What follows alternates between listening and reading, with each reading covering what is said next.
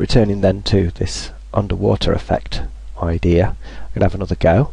I've just launched Bryce. It's a default scene. I'm just going to get rid of the infinite plane, and then holding the control key down, I'll bring in a terrain, edit that terrain, set it to solid because I'm going to put a bumping material on that terrain, and that can sometimes let light through from the back of a single surface if you use a bumping material, but if you do solid, it'll put a bottom on the terrain and that will stop any light coming through from the back.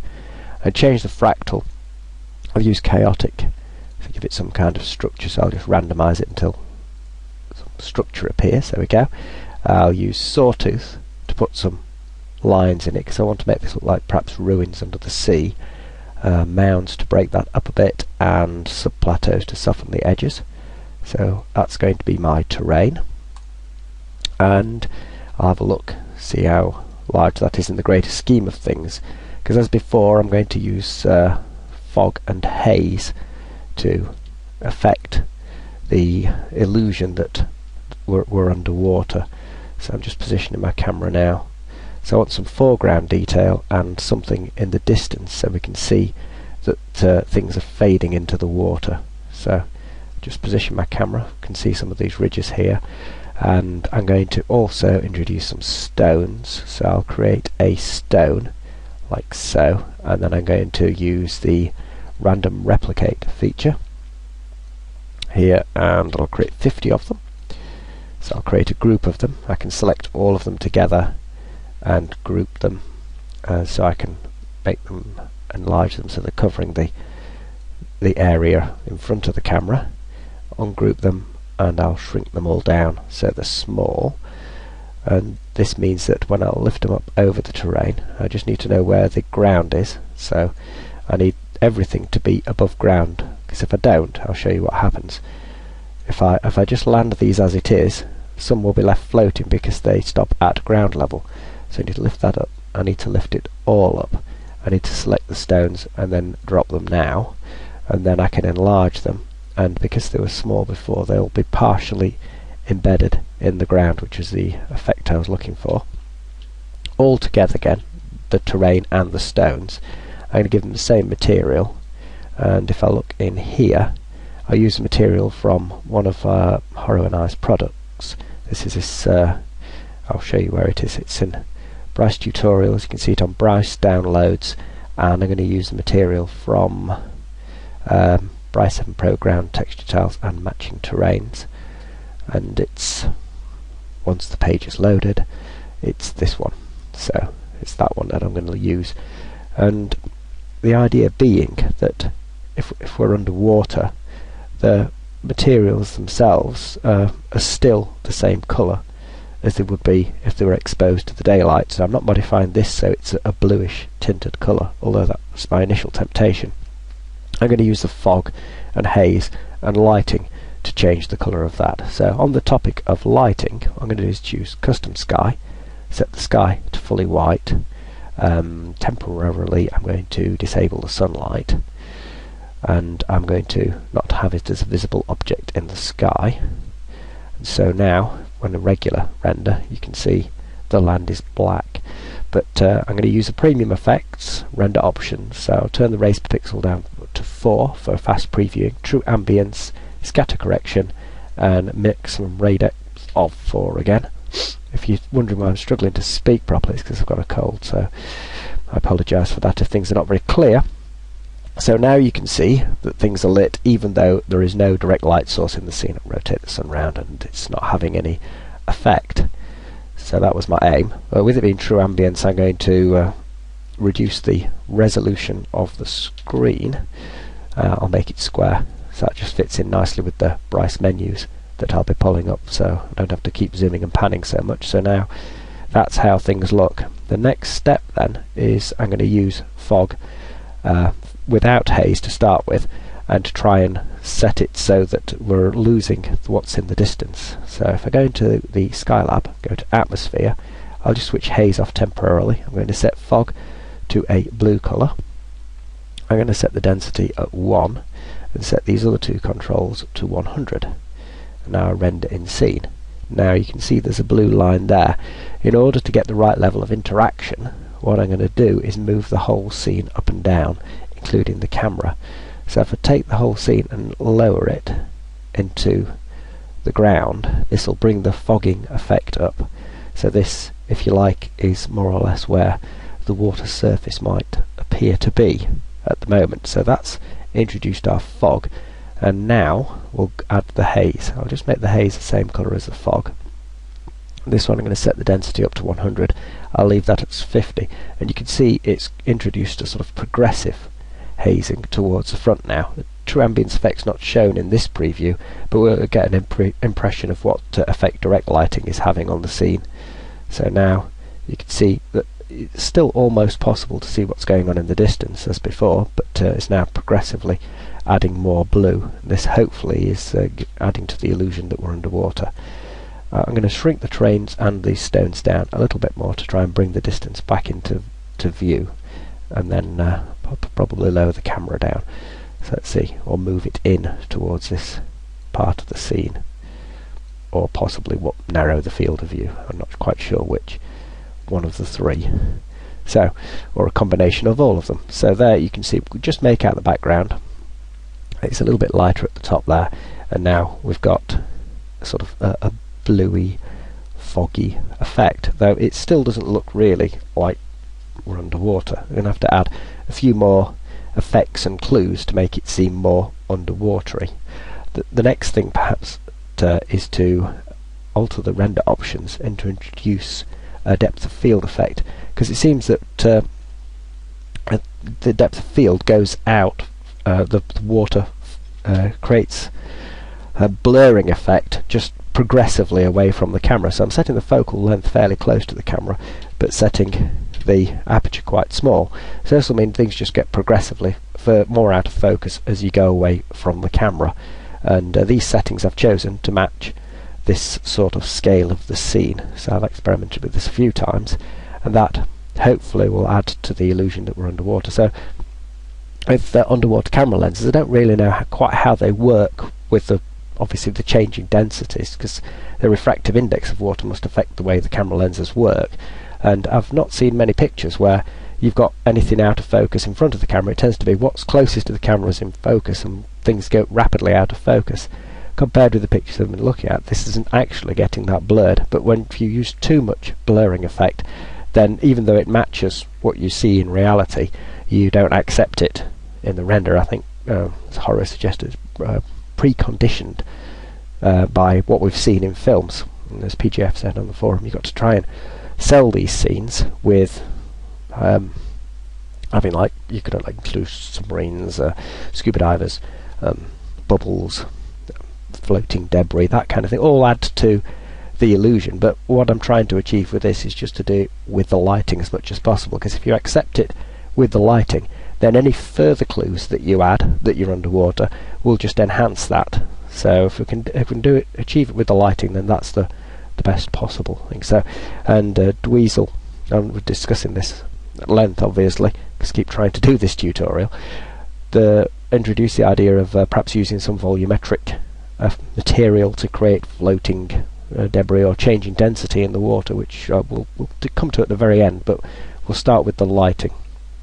And to that end, I'm going to introduce something from another tutorial, and that's on this site again. So Bryce tutorials, my tutorials, and down here in this list somewhere we've got underwater lighting effect. So in this tutorial I'll show you how to make this caustic lighting effect. So to save time, I'm going to bring that in from this is the thing that I made in that tutorial, which is this caustic light, and I'm going to use that as a direct light source in this scene to create the caustic effect. So I'm lifting it up, move it away from the camera so I can see it in this view, and I'm going to edit that and go into the procedural and go into the pictures and copy this, because I want to bring this into PaintShop Pro. So I'll paste this now, and I want to edit it so that it's I've got a higher contrast. So using this gamma correction control to increase the contrast so it's got a very dark blue areas and very bright areas. And then if I can just do Control C with that and then go back to where I was with Bryce, I can paste that in. It just modifies the gel there, and that'll give me a higher contrast gel.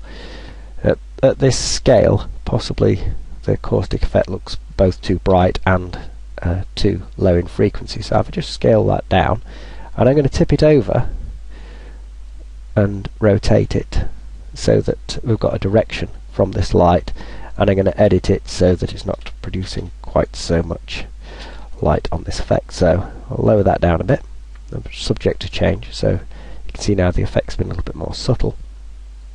And I'm going to now add in a water plane, because this is another, I suppose, a clue as that we're underwater, as we see the underside of the sea. So if I create an infinite plane, and I'm going to lift it up just underneath this light source that I've added.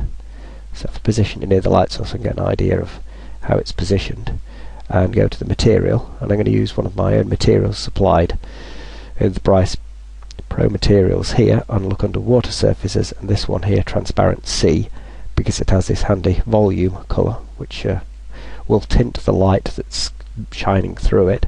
I'm going to increase the specularity, and I'm going to add anisotropy effect and move that under the control of the material, and when I add back in the sun, hopefully that will also interact with that. So now you can see that the caustic effect is striking the water surface. I want to also introduce, or reintroduce I should say, the sun. So in the Skylab I'm going to enable the sun. It's looking a bit too bright already in the preview, so I'm going to half its intensities. I'm going to add soft shadows as well, and I'm going to try and position that. So hold Control and Alt down and double click on the rollerball, and then I can reposition it by holding Control Alt down and clicking on the wireframe view into the scene. So trying to line that up so it's sort of in line with the infinite plane caustic light. And I also have to remember, if I've added soft shadows, to check the effect in there. So that now gives me additional sunlight. The sunlight's got specular in its component, so that'll interact with the material on top. So you see all these things are coming together, and we've got these soft shadows extending from there. So the next thing then, as I said, is to introduce volumetric material. What I've got is the material that Dan Whiteside posted in the forum. I'll just add that directly, and then we'll look at changing it. So I've made a sphere, I've put it in front of the camera, and go into the material lab and look in my materials here, so wherever I saved it, down here. So this was the original material, Dan's fog, and that is volumetric material, 100% diffuse, 1 base density, 75 fuzzy factor, 50 quality. You'll notice that it's basic shading, and we've got sky integration checked. That's the only things that are checked in the material options there. And if we introduce that, you can see now this is responding to the light and capturing the light, but it's doing it in a uniform way. So I thought what would be interesting is if we modify this material, make it a little more sophisticated. So I'll change the material options to light sensitivity, and this has the effect of capturing more light based on the density of the material. So I'll turn the density right up, and then I'll drive it by a material channel. So as you can see already, we've got a bit of effect here happening with the check blue that is chosen on its own. I'm going to go into the basic options and choose this red fractal. So you can see now there's some distribution in there in the material, so I'm going to lower the frequency so that the distribution is quite coarse. And when this renders, what should happen is that some parts of this material are going to capture more light than others. So the three-dimensional fractal material here is interacting with the light shining down, this caustic effect, and the sunlight potentially, and so we're getting a varied pattern. So I've got the underside of the sea responding to the caustic light and the sunlight, and that's also going to vary. And the other thing to consider is, if I go back to this plane, I'm just thinking on the fly here, we can try increasing the bump height and seeing if that adds anything to the scene. So we're getting a bit of more patterning in there for the underside of the waves, as well as having the caustic effect. And we'll just modify the size of the sphere or move it around to see what this is going to have effect on the position of these rays of light that are coming down through the the sea from above. That's the caustic effect that's interacting with the volume material. The other thing that I noticed was underwater, what's close to the camera tends to be more naturally coloured because the divers have lights with them, presumably, or the cameras have lights built onto them. So I'm going to create another light source. So I'll take the caustic light source and I'm going to change its family just to avoid any confusion, and create another light source here, and that's going to be placed close to the camera, and I'm going to use a transience gel light for that. So I'm going to edit this light source, use transience optimization, use gel. Remember to include only the background. Go into procedural, change it to normal mode, set the transparency to full, set the diffusion to 0, set the ambience up. So this ambient channel is going to respond to the global ambience, so that's going to be effectively the colour of the diver's light. And I'm going to copy and paste that light and then shrink it a little bit, so I've got those two lights, one inside the other. The transparency will allow both lights to affect the scene. So it's just a matter of setting the size of this, because it's going to be the perimeter of the sphere, that the surface of the sphere that's providing the light source.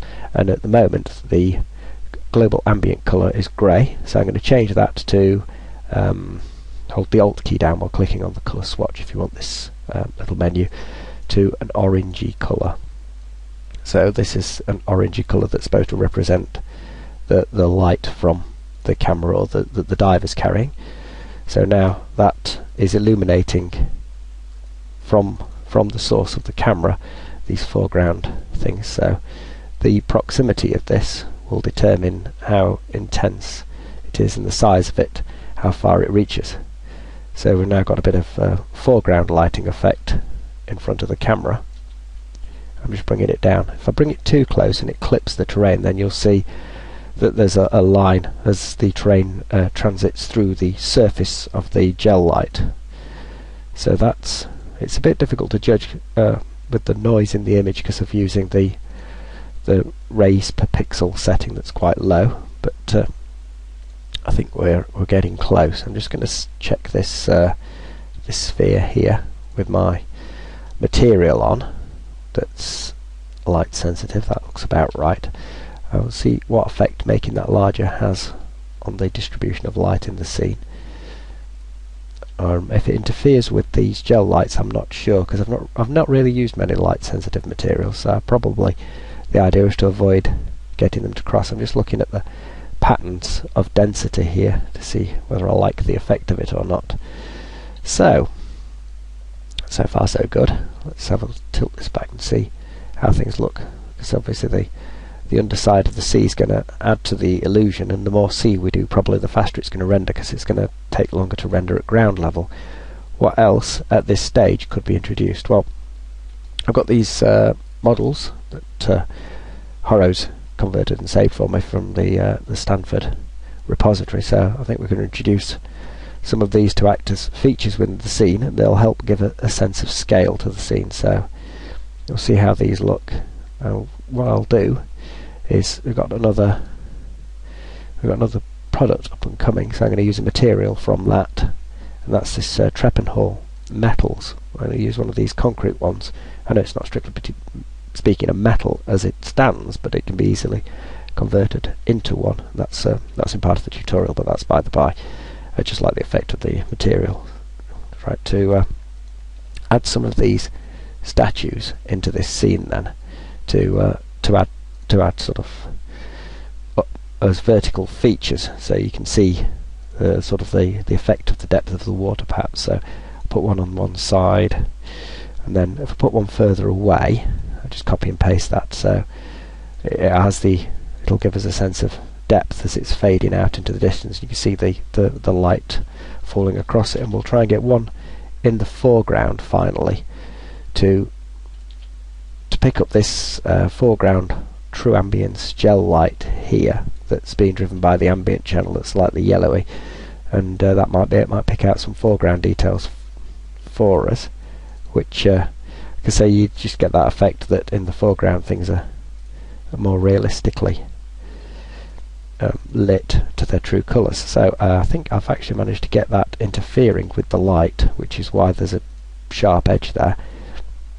So just to lift this up a bit and see if I can get it so that it's lit, but there isn't a clipping zone from the light source, which is a bit difficult to judge, as I say, with this low resolution, low raise per pixel render.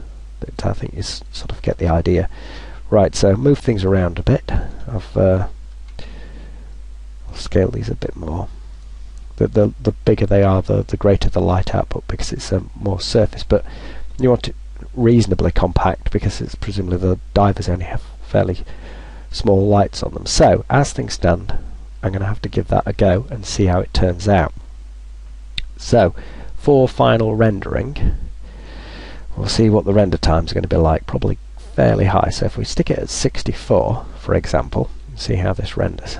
So you see the progress. This is a Intel 920 i7 processor that I'm using on this, and that's giving us a render time of about 3/4 of an hour. There'll probably still be some noise visible in this, but I think that's a reasonable raise per pixel. We should at least have a pretty good idea of how things look. I'm just wondering now whether this area here is orangey enough, so I might just make a modification to the light here and make it a little bit more orangey. It might offer a nice contrast or complement to the lot of blue that we've got in this image if I make it a bit more orangey. So yeah, 3/4 of an hour. Right, I'll pause the video here and we'll see how it looks after that. And if it looks vaguely convincingly underwatery. So this is it as it's rendered out. A couple of things have occurred to me while it was rendering. One being that I forgot with this material that I provided to the infinite plane here, if I can pick the plane out, it's using volume, and that's not going to affect, if it's an infinite plane, it's not going to have a volume. So this blue there really needs to be on the transparent rather than on the volume. So I'll switch that to the transparent and we'll see what effect that has on the render. So I'll have to set the render down, so I'll set it down to 4 again so we can preview it, because in that case it should be tinting the light more, the caustic light and the sunlight as it's coming through. So that'd be one change you might consider making. I don't know whether that's a good change or not. I might increase the output from the caustic light source at that stage back to where we were before. And it also occurs to me on this topic that I can use soft shadows on this. Now, I don't know whether soft shadows is also going to cause the gel to blur, because it might do, or it might. I don't see how. Actually, I'm not sure quite how it wouldn't cause the gel to blur, because it's going to be part of the dithering effect to produce a shadow effect. So that should be interesting to see. And I might also consider at this stage, before I render it, when I'm going to stop the video, adding some bubbles and some fish just to complete the image. But you don't really need to watch me do that. I'm going to use the spheres for the bubbles, and I'll use a material transparency where I've lowered the refractive index somewhat, and as I did in the other video, so you know how this goes, make sure you've turned on total internal reflection to get them looking about right. So what I'll do is I'll pause the video, I'll throw in a few bubbles and perhaps some fish if I can find something appropriate, and then render it with these minor changes.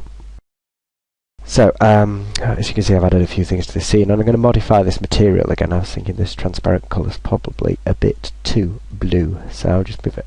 Oh, it's not changed. I accepted the change for some reason. Let's see if it has when I go out and Camtasia Studios play me up. Yes, there it is, less blue.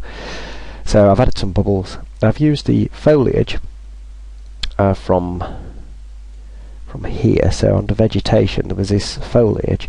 I've turned it into just a reflective mirror-like material and split the foliage into 2 groups. So I'm hoping that's going to look, oops, didn't want to add another one, look like distant shoals of fish. I've taken 2 fish from one of my own products, which on the tutorials website you can see we've got one down here. Now I've got to remember the name. I think it's Advanced Lighting 2. Here we've got some fish that are made in Wings 3D. So I've stolen these fish from one of my own products to put in the foreground, and that's how things look at the moment. this render time's low because obviously we've got fairly low raise per pixel. What I'm going to do is set the raise per pixel up again. I'll try 64. We'll see what kind of render time that gives us. Probably going to be about 3/4 of an hour, unless these additions have really slowed things down. Let's see. Yes, okay then. So we'll see how that looks. Here's then is the completed scene. The shoals of fish in the background have been somewhat lost. The bubbles are probably a bit too blurred. The fish are a bit blurred. Foreground looks okay, and I don't see that this. I don't know whether that looks any less sharp than it did previously. So in Paint Shop Pro, let's have a comparison between scene 1 and scene 2. So if I copy that and paste it in there, and then do the difference, we're seeing, well, most of the fish in the bubbles. There's some noise there. So what I shall do is layers, merge all, flatten, and then I'll just using fade correction, and that'll increase the differences between the two. So you can see there was quite a few differences, but most of them were very subtle, as that's really exaggerated them. So that's really been inconclusive. Still don't know whether the gels get blurred with the soft shadow effect. One thing I did notice though, zoom in here, is that I've picked up some black fireflies from the TA render. So to sort that out, I've got a clone brush tool here, and I've set the size of it to 1 pixel. And if I right click, that sets where it's cloning from, and then left click, I could just clone the pixel next to those out. So I'll just take the leftmost pixel, clone, whoops, I didn't want to move that one, them across, and since that one was 2 pixels side by side, I'll clone the bottom one up to the top, and that's taken those out. It just happens sometimes certain combinations of models or materials can create the fireflies either white or fully white or fully black, so just got to scrub them out. Don't take too long. I know it's post work, but until the TA rendering is completely sorted out and understood, then I don't see another way around it. So that's the final image and the end of the tutorial, really. Okay, I hope that was interesting and informative and enjoyable and all those things.